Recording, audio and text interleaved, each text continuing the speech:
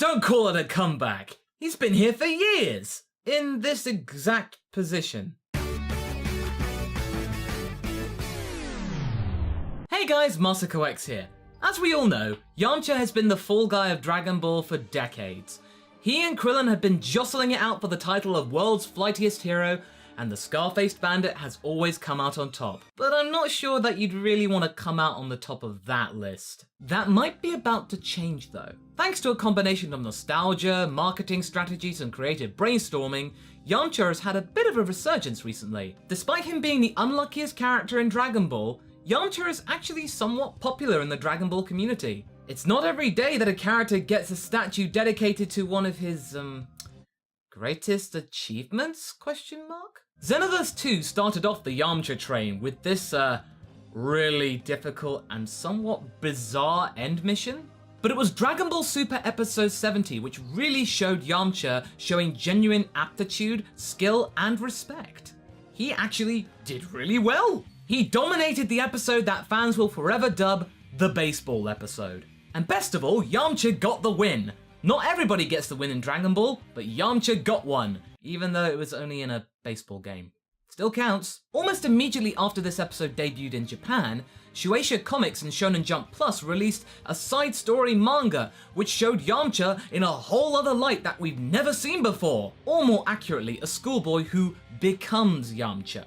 The manga title translates to either Dragon Ball Side Story Reborn as Yamcha or The Case of Being Reincarnated as Yamcha. Whichever title you use, it's pretty self-explanatory. As this manga only came out a couple of days ago, there is no official English translation for this manga.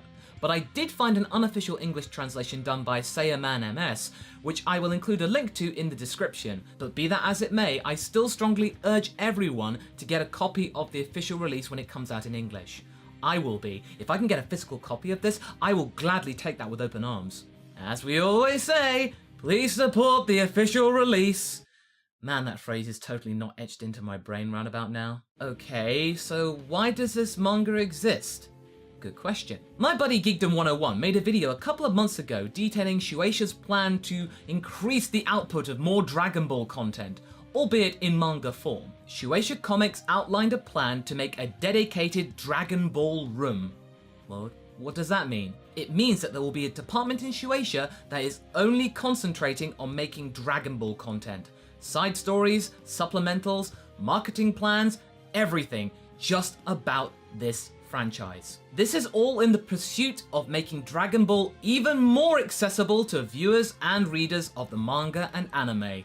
As if it didn't need that already. Back in October, this new story didn't really attract much attention as it wasn't dedicated to the future Trunks arc, whose hype was in full swing, and so it fell under most of our radars. Except Geekdom's, of course. 2 months later, the Dragon Ball room of Shueisha has come up with this side story, and people are suddenly going, "Oh my god, what is this? Where did this come from? I have no idea about this!" This is all part of Shueisha's plan, my friends. They are going hard with this one. So far, their plan is working.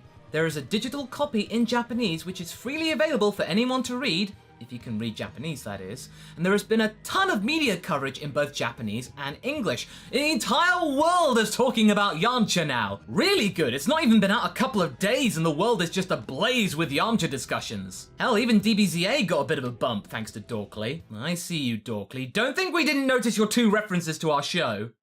They were very nice, thank you. Right, so what is this manga about then? Well, I don't want to spoil it for you all because it's definitely worth a read, but for those of you who are unaware of this manga chapter, although I don't think many of you aren't aware of this by now, I'll go over the basics. It's about a young guy who wants to find a girlfriend to show off his skills in Dokkan battle, cheeky plug there, and for someone to go with him and his friends to a special Dragon Ball live action attraction which is coming soon to their local area. Unfortunately, as most boys often are, he is distracted by a short skirt, and in his pursuit for panties, he falls over and is presumed dead. When he wakes up, he is Yamcha, back in the early days of Dragon Ball. We're talking early, we're talking in the first 13 episodes when we first see Yamcha. After lamenting that he wasn't reincarnated as Goku or Vegeta, the strongest characters in the series and he'd be really tough, grr, he suddenly remembers. As he's Yamcha, he could get Bulma as a teenager as his girlfriend. Ooh, the excitement as a young boy! But that excitement is short-lived. As he's hopping on board Bulma's plane to head to West City, he remembers that, as he's Yamcha, he's going to die in the future. But instead of giving up though, he calls upon his immense knowledge of Dragon Ball, and so begins his quest to give his bandit body a bountiful boost in power, so he's ready for any fights that lay ahead. What follows is the start of his journey in making Yamcha the strongest hero on Earth, even stronger than Goku perhaps. We get a couple of glimpses of future battles like in the Saiyan Saga and the beginning of the Namek Saga, but don't worry, there is more to come. There is a second chapter slated for release in 2017, so don't worry about this being a one-off. This is going to be a regular release, and that just makes me excited. The manga's artist, Dragon Garo Lee, has remarkably adapted Toriyama's art style. It looks uncanny to the real thing. That's remarkable. There are so many good artists out there that can replicate Toriyama's style. And even the writing is pretty much on par with what Toriyama would do. It's an exquisite tribute to early Dragon Ball and Dragon Ball Z. He is also an active Twitter user, and he's begun to actually show off storyboards of this very manga chapter. So if you want to check out those tweets, go and give him a look. I'll include a link in the description too. Alright Masako, why did you make a video about this? Just for views? Well, come on! This is about Yamcha! The whole placement of getting a super episode dedicated to Yamcha, Xenoverse 2's final end boss, Yamcha, being all timey-wimey, and then suddenly this side story dedicated to Yamcha? How could I pass this up? This makes for a great topic. Shueisha have pulled a masterstroke in creativity and marketing. Their Dragon Ball room has struck gold. A story where Yamcha's the strongest fighter on the planet? Perhaps the entire universe? Oh my god, just that idea is hype enough, but to include an entire manga dedicated to just that sole premise? Sign me up! The hype train is a go! Just keep it clear of Cybermen, alright? So what do you guys think? Do you think Yamcha deserves a story of his own? Have you read the manga yourself? Leave a comment below and let's get this discussion going. Anyway, I hope you've enjoyed this video. Until the next one, be sure to like and subscribe. Until then, catch you later.